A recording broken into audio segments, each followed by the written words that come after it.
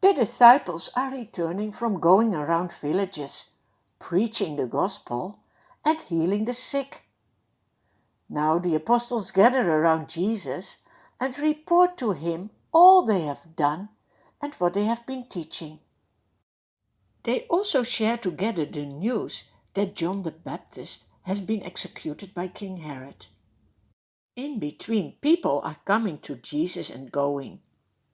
The disciples and Jesus don't have even a chance to eat. Jesus says to the disciples, "Come with me by yourselves to a quiet place and get some rest." It is so important to have rest as well. That's why God gave us one day of rest each week as well. Now Jesus and the disciples go away by themselves in a boat. They sail to a quiet place on the other side of the Lake of Galilee. But many people see them leaving. They say to each other, "Do you see Jesus and his disciples go to the other side?" They know about the healing miracles Jesus has been doing. They say, "Let's follow them." A lot of people from all towns run on foot around the coast to meet Jesus on the other side. They get there ahead of Jesus and the disciples. When Jesus arrives, he sees a large crowd. He has compassion on them, because they are like sheep without a shepherd. They need help. Jesus and his disciples go on a hill. There they sit down. Jesus begins to teach the people many things about God's kingdom. He also spends time healing the sick. There are around 5,000 men in the crowd, plus women and children. When it is late in the afternoon, the disciples come to Jesus. They say, "This is a remote place, and it is already very late. Send the people away, so that they can go to the surrounding countryside and the villages. They need to buy themselves something to eat and find a place to sleep." But Jesus answers, "You give them something to eat." "What? How is that possible? There are so many people." Jesus turns to Philip to test him and asks, "Where shall we buy bread for these people to eat?" Philip answers, "It would take more than half a year's wages to buy enough bread for each one to have a bite." Then Jesus asks his disciples, "How many loaves do you have? Go and see."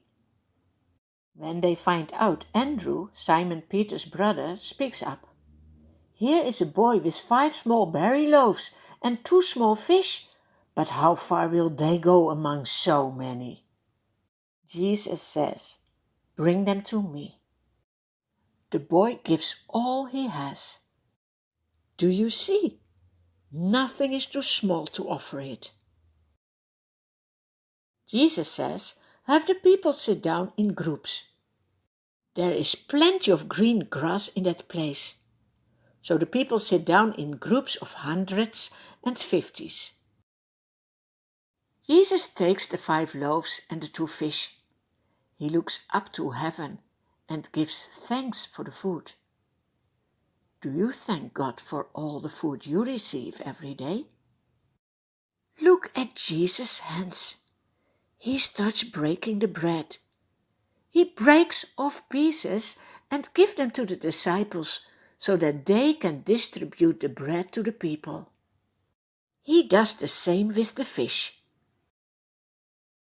Do you see the disciples going around with bread and fish?